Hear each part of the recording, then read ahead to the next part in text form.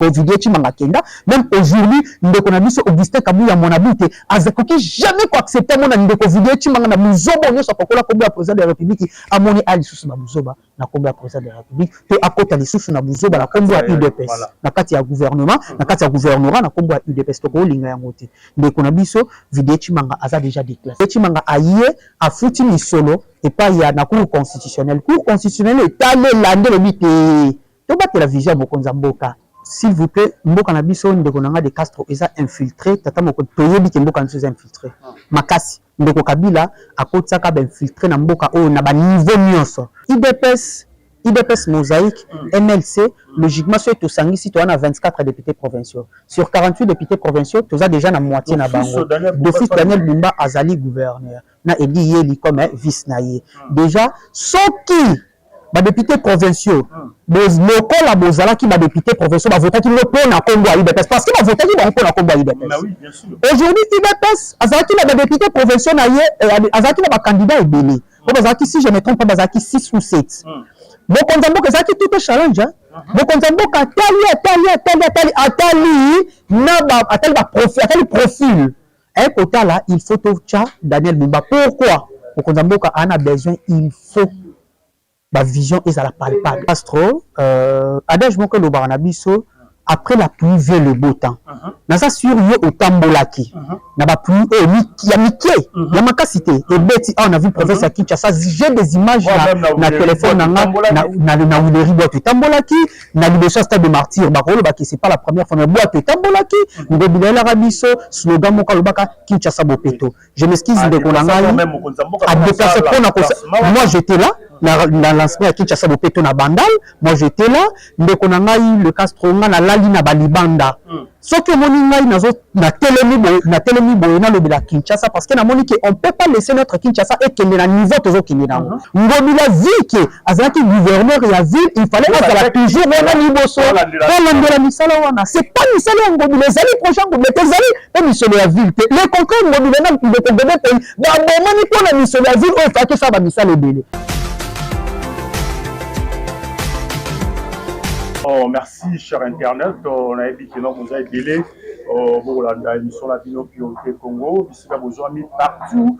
On a monté Mobimba, Paris, Belgique, Kinshasa, Kivu Nord, Kivu. Ici, nous avons mis les Bamboté et Belé. Et puis, j'ai dit directement que non, Awa, Maponami, Boyebi, très bien. Vite professeur Kinshasa bientôt toujours joueur gouverneur Yassika mais to tambolaki concernant votre émission Priorité Congo to Bukito Bundi et puis to Kutani na moko oya lobelara Kinshasa et puis à télémaka beaucoup plus sur les valeurs il y a Kinshasa et puis na bateau baza habilité à rédiger ville professeur Kinshasa mon frère mon confrère donc Lolo et ensemble na yende to beta ma solo un peu to toucher peu mukie candidature ya mboka Daniel Bumba Lubaki oyo ba kongomani nyonso to ba porter soutien na bango sur Daniel Bumba Lubaki. Voilà à qui j'ai dit déjà bonjour Ndeko. Bonjour Ndeko de Castro. Ouais, santé ça va Karande Momoni. Santé ça va. Passamoni na Kinshasa.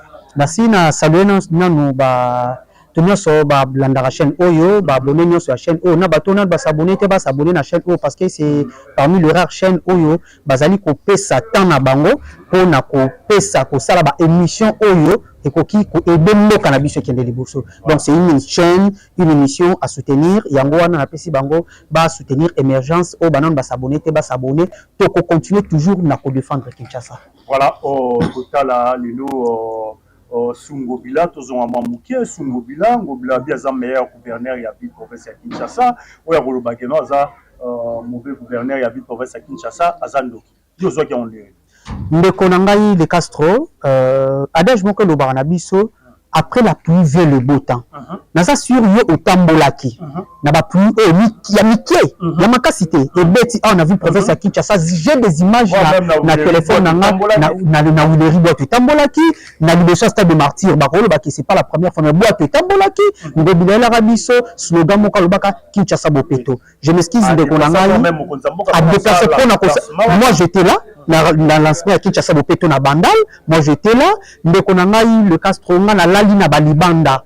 ce que mon na telemi boye na lobela Kinshasa parce que na moni que on peut pas laisser notre Kinshasa et que na niveau tozo kinina et continuer aux alaboy et aussi longtemps Félix Antoine Tshisekedi Tshilombo Fatou Beton Tobengara tangu azwaki bo continuer alobaki akosala Congo na biso l'Allemagne d'Afrique. Tu dit que Kinshasa c'est le miroir de la RDC. Ce qui Kinshasa est développé c'est très difficile de développer mboka na biso. Mboka na biso développement nango erobana na Kinshasa. Ngobila azali ndeko o autaki na kawana. Ngobitebi et bandeli ya mandat liboso ya chef de l'État a travaillé ki na bango. Na ki pasteur azana ngo motema bobo azana ngo malamu azana ngo aboyaki ko tia bango pene tomba yeba sala musala ba koti ayambi bango ok bandeko baki na makanisi ya malamu te bandeko bauti na kana bayana makanisi ya malamu te bayana makanisi toujours ya kwampiété ba vision na ba bonne foi ya chef de l'État pour na Congo na biso ekende liboso ndeko ngobila na kana ye asalaki nini pour soutenir vision à place na bango bauti atiaki slogan ya Kinshasa bopeto oyo esalaki musala te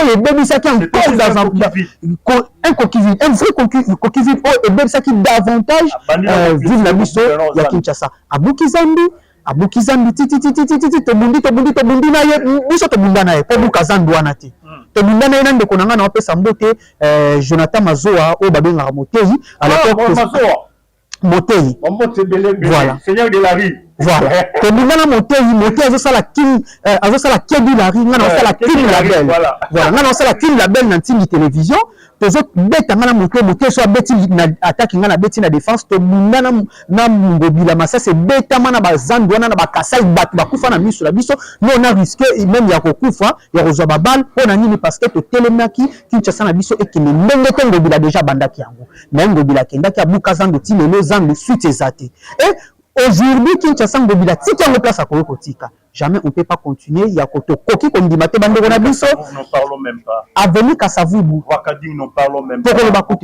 aujourd'hui les gens disent que Ngobila atongeli biso kikuti Ngobila atongeli biso non c'est ça ba projet o ezala ki banda kala pour dire la vérité que ezate que ville ya Kinshasa mu te finance ki ba gouvernement central mu te finance ki ba projet ona Ngobila zike azala ki gouverneur ya ville il fallait azala toujours na liboso pour la misala wana c'est pas misala Ngobila ezali projet Ngobila ezali pe misolo ya ville te le contraire Ngobila na ndeko ngobela pe ba bomani ko na misolo ya ville o faki sa ba misala ebele et ça la ka ya ngote ndeko Ngobila na ndeko ngobela pe ba bomani parce que ndeko ngobela pe abane ko comprendre niveau ni moyi bezo le canavi professeur Kinshasa na la libanda na la libanda na ndeko Ngobila na tant na sala émission ya King Label na Ntingi télévision tozo tambo na compte ya King Bopeto ndeko bokomona bozo tambo la po misala salama bokomona boleki a beaucoup de 10 personnes boleki a beaucoup de 20 personnes ba quand ça mama matiti ya muke botambo kiki ndongoye ebimi bakaboli na ba poche na bango eleki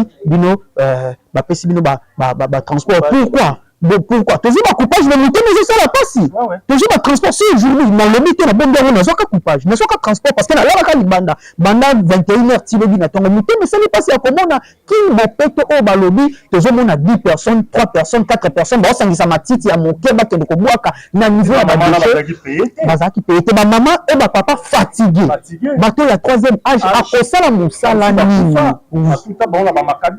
donc allez-y comprendre place nini Kinshasa la biso ezali yango bozomona na yebi ke to développer na point oyo lisusu na mikolo ezali koya yango bozomona ndeko Ngobila ko kozala meilleur gouverneur te histoire ya ville province ya Kinshasa bazela soki bakinya balingi te luka meilleur gouverneur kala mingi te baomona meilleur gouverneur parce que moi je suis sûr et certain donner la chance à Daniel Bumba Lubaki.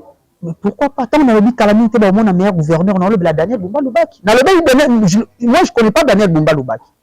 Je travaille à Kinshasa. Je travaille ici pour le développement de Kinshasa. Le gardien du temple. Hein? Tu vois? Ceux qui n'ont travaillé à Kinshasa. Chance, nini, mon amboka donc lolo, aux opérations Daniel Bumba Lubaki, parce que quand la lelo, oyo, bakino, ba telemi, on a Lubaki, non, NON, plus question. Ngobila, Daniel Bumba, c'est moi confiance. Est-ce que vous avez sûrement Daniel Bumba à pour relever le défi au Ngobila Tigi na ville province à Kinshasa? Bon, avant comme on a côté pour relever le défi, on a le bélo comme nazo ko beta CTP bande ko na biso ba députés provinciaux. Ba députés provinciaux IDPS IDPS Mosaïque, MLC, logiquement, sur tout sangi, si tu as 24 députés provinciaux. Sur 48 députés provinciaux, tu as déjà la moitié na bango. D'office Daniel Bumba Azali gouverneur. Na Edi Yeli comme vice naïe. Déjà, ceux qui, les députés provinciaux, local à Bozala qui les députés provinciaux, voté qui le pont à Congo à IDPS. Parce qu'il a voté qui va à Congo à IDPS. Aujourd'hui, IDPS, Azaki les députés provinciaux, Azaki les candidats est béni. Si je ne me trompe pas, Azaki 6 ou 7. Bon, quand on a tout est challenge, bon, quand on a Atali profil. Un côté là, il faut tout Daniel Bumba. Pourquoi? Pour qu'on a besoin, il faut la vision est à la palpable. Il faut, pardon, l'action est à la palpable. Na projet à Daniel Bumba, à tel que moto a coquille pour incarner la vision nanga. Incarner la valeur en la ville province à Kinshasa, et Daniel Bumba, apponi Daniel Bumba. Apponi où? Daniel Bumba tangoye wana. Azaki na bandeko. O bazaki na bango na IDPS to kwa ndeko na biso dia banza. O azaki pe comme candidat gouverneur. Tezaki na bandeko bele ndeko na biso jekoko utaki comme pour ça la même intérim azaki pe candidat gouverneur. Mais au moins na bateau bazali ba vrai combattant IDPS basani ni ba s'incliner na show ya mokonza mboka balobi ndeko na biso Daniel Bumba sanini kende. Mais ozomona bateau to benga ba kuya bayaki na IDPS. O bazali bateau IDPS te ba uti kala na bangango wana bakati sécurité pour le éducation de na IDPS. Ba telemi ba s'acharner na tant million mokonza mboka lobi ke nga na poni ndeko na nga ya mwasi ya telemi liboso na nga ya zo filmer biso na sima ya caméra nga na poni na yo lobi ke yete telemi ni derrière vision mokonza mboka. Ozomona IDPS te. Ozali Tshisekedi toujours incarné ma valeur Tshisekedi te directement déjà bateau nyonso bazali na sima ya mokonza mboka ba kocha opembe. Yango nazobeta c'était pas ba député national, ba député provinciaux à IDPS. Ba député provinciaux à l'Union sacrée parce que vous êtes tous là de l'Union sacrée. Si réellement que vous êtes de l'Union sacrée, besoin que soutenir la vision à Mokonza Mboka, vous votez jamais député pour candidat gouverneur local de l'économie sur des occasions. Jamais vous votez. Parce que c'est un kabiliste tout fait. Kabiliste tout fait. Aujourd'hui, il est non kabiliste parce que le local à l'ongé pas Kabila, Kabila ça que anéanti l'autre côté a commis que Kembina Bazamba parce que Mindu qui va sur le local au salama Kabila vraiment se penche pas Moïse. Il est kabiliste de aujourd'hui, ils ont fait la corruption par-ci par-là. Tout le monde a mis que ça la corruption. J'aurais appris voir même au niveau de la source qui allait ça qui moi kanyaka pour que bazong sa combo nae et puis tangu bazong ici combo nae tangu justice ça sa pression bazong sa combat na seni bazong sa combat de okasongo aux yeux on est yango. S'il vous plaît, mboka na biso ndeko nanga de Castro eza infiltré tata moko toyebi ke mboka nso eza infiltré makasi ndeko Kabila akotsaka ba infiltré na mboka o na ba niveau nyonso juste pour na ko vandisa volonté na ye et azalaki ko zwa misolo ya mboka o alobaka ke j'aime le Congo hein donc alinga Congo balingi ba congolais te vu qu'infiltrer mboka nso ba partout et aujourd'hui to komi komona infiltration na même na niveau ya justice ya mboka na biso justice et koti na ba contradiction na yango na ndenge nini c'est lui a invalidé 2 personnes invalidé ndeko na biso de oka sur na vidéo chimanga ndeko vidéo chimanga c'est de comprendre que le président de la République alingi ba muzobate alingi vraiment mboka na biso to tia yango na rai ndenge vision banda tata mokonza tata na ye le sweat ndenge zalaka lingela ka mboka aujourd'hui to chance tozomona oyo awuti epai ya mutu oyo alingaki mboka oyo ezala na valeur tozongisa yango ndenge kotambola na rai aye wana mpe azobunda kozongisa yango tokombatre bato nyonso bazali kopiétiner vision na ye ndeko Vidé Tshimanga azalaki conseiller epai ya président de la République asaleli makambo ebele te pouvoir ne comme conseiller epai ya président de la République mpona kosala nini bavideo ne oyo bapejaki wana babuzoba na ndoki kosala makambo ya kozwa bambongo epai ya bato kokosa bato na kombo ya président de la République président de la République amoni bongo alingaka buzoba na te atya ndeko Vidé Tshimanga na porte ndeko Vidé Tshimanga kenda même aujourd'hui ndeko na biso Augustin Kabuya Monabute azakoki jamais koaccepter mona ndeko Vidé Tshimanga na buzoba nyonso akokola kombo ya président de la République amoni ali susu na buzoba na kombo ya président de la République to akota lisusu na buzoba na kombo ya UDPS na kati ya gouvernement na kati ya gouvernorat na kombo ya UDPS to ko linga yango te ndeko na biso Vidé Tshimanga aza déjà déclassé Tshimanga aye afuti misolo epai ya na cour constitutionnelle etale lande le bité to batela vision mokonza mboka Vidé Tshimanga yote baboye lisusu akei na cour d'appel ndeko Vidé Tshimanga o azali belge ndeko Vidé Tshimanga o asala musala ya soda na Belgique ndeko vidéo chimanga o aza na passeport ti lelo na passeport belge balobi ke o bandeko ebele bautaki poto bazalaki na babible nationalité mais toboyi te mais constitution na biso elobi moto nyonso oyo azali na nationalité ya kala koki kosangisa yango na nationalité na biso te kende korenonce nationalité na oyo ya kala na ministère ya justice batiaki listing liste ya bandeko nyonso ye na nationalité ya kala opesi kombo orenonce na nationalité belge na nationalité française otika na nationalité congolaise ndeko vidi etimanga asala yango te mpo na liste na liste wana na ministère ya justice kombo na ye ezali te moto ya bongo bolingi to tia gouverneur ya mboka jamais ndeko na biso Doka Songo oyo abondien na bachinois balibanais nyonso tu bakokoma kozwa mutu mais bazwi mutu me toteki lisusu encore mboka na biso na ndenge mpena epai ya bobila totekaki yango po abebisa yango atia yango bapotopoto na vision ya kabila ndenge bazalaki ya koétouffe vision ya tata mokonzi ya mboka mais piro toteki yango lisusu na babétise ebele ekei epai ya bato wana nyonso donc eza bamobila bis eza bamobila Doka Songo déjà Doka Songo ntango balobi soki oza vrai andolo baza mwana IDPS aza na barelation privé na mokonzi ya mboka oui ntango moto yango oza na barelation privé mpo na vision na ye alobi ke nga na lingi ezala ndeko na faci te na 2006 barelation privé wana ezalaka na kabila ozo comprendre moto azali cameroun moto ya melimelo na 2006 azalaka na vision na kabila e aye sikoyo ntango epai ya mokonzi ya mboka akomi na vision privé na mokonzi ya mboka il faut comprendre bato ya bongo bazali bato oyo bazowuta kuna bazochange mpona koya kosala nini kopiétina encore vision ya mokonzi ya mboka justice congolaise s'il vous plaît bolanda ndenge makambo ezali kokende seni moto aza na droit to aza habilité bino mpe bwana droit mais seni moto aza na monopole ya kosala liste ntango seni adeklare bato to adeklasse bato aboni ke bakoki te kokamba ville province ya Kinshasa tebi pourquoi ntango mokonzi ya mboka Faci Beta aponaki Daniel Bumba Lubaki ayaki na programme yo mona wapi moto alingi akamba mama na biso na mona ozolakisa nga ngonga pardon vraiment apesanga ata 1 minute pardon makambo eza très important parce que ville na biso ya Kinshasa tondima te tomona yango bandenge tomonaki yango la fois passé nazoleka mpo ya victoire wana ya mai ya kalamu après mule ya moke mutuka biso tosimbana ndeko dekaso mai awa tokangani boye soki osimbi moninga toleka yo moko mai ebendi oki tosimbani file nde mpo tose soutenir ndeko tokokende bongo ti wapi mais na mbaya kalamu wala sali park ngobwana park ngobila osala park ngobila na kati ya mai soki litanga aye comme ils ont ba message na ba fratrie aye ta sali park mama Marthe on les a ba là c'est bafoué kombo ya mama Marthe mama munene abundi bitumba na mobutu c'est ça pembeni ya papa nde balobaka derrière un grand homme se cache une grande dame. Maman Marthe, papa na biso nyenye Etienne Tshisekedi ntango azokotaka ba prison azosala bazoenleva kai bazosala ba torture nyonso mama Marthe aza wana azosoutenir ye toujours ekosimba président mokonzi ya mboka azwi bokonzi azokende toujours koconsulte mama Marthe comme ayebi bitumba ebele mpe secret ebele ya mboka oyo toko kobafue mémoire ya mama wana oyo azali bibliothèque vivante ya politique na biso na boye mwana mboka tokomokoma na suka en conclusion Daniel Bumba. Je suis certain que notre Daniel Bumba, il va vraiment relever les défis. Daniel Bumba, moi, Mboka a relevé les défis. Pourquoi?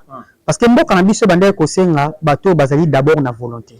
Bazo carnet ba valeur. Daniel Bumba, c'est quelqu'un qui a bandi comme Bunda Bitumba, qui est trop jeune. Abandi comme Bunda Bitumba, Pembeni ya Tata Mokonzi à UDPS, Tata Mokonzi à Révolution congolaise.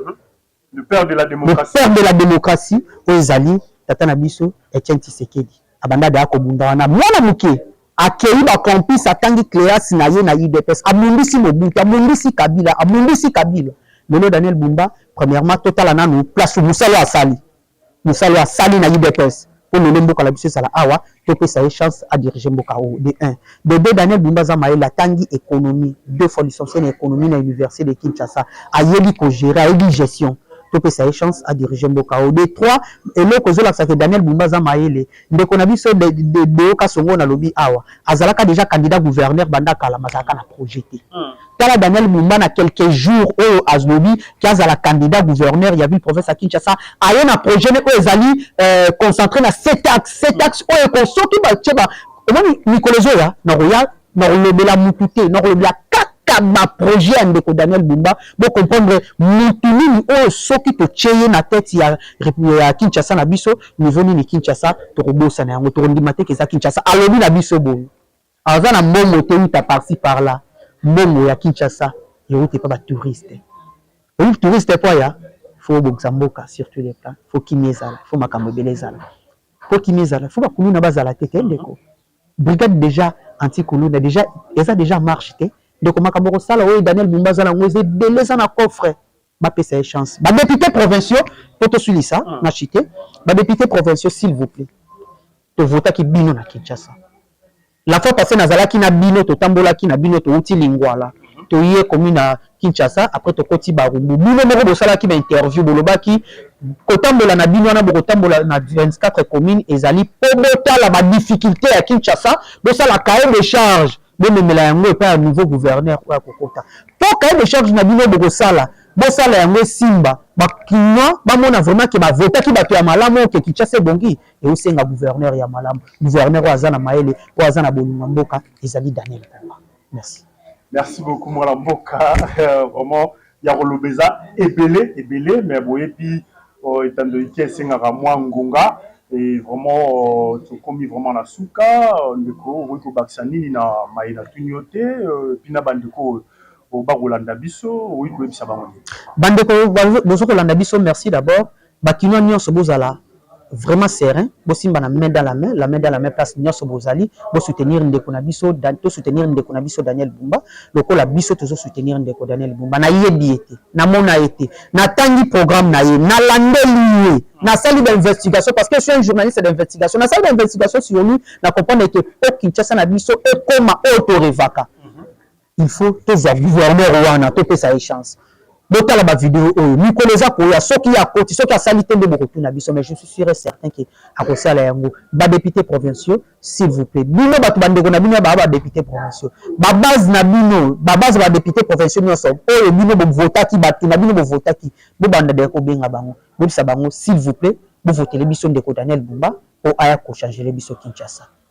Merci beaucoup moi Lamboka et ba bosana te le 28 biso no sto ozala wana biso no sto ozala wana na APK banda tongo ti makambo kosila tongo ba olima to lima ndena victoire ya Daniel Bumba victoire ya Daniel Bumba te victoire ya bakinois parce que un vrai kinois aza sima Daniel Bumba victoire ya bakinois to bimi nango to ke nango oyo ako voter Daniel Bumba te alingi bakinois te. Merci beaucoup madame Mboka donc voilà to comme na biso na suka merci na Jemima Sindani Ozaki na sima ya caméra notre caméra humaine merci beaucoup et puis merci aussi encore une fois na ingénieur Kapaya Papa na Gigi Bambote Bele vraiment merci mon frère je crois que non ce qui est soit zomité tout ça ni bongo voilà.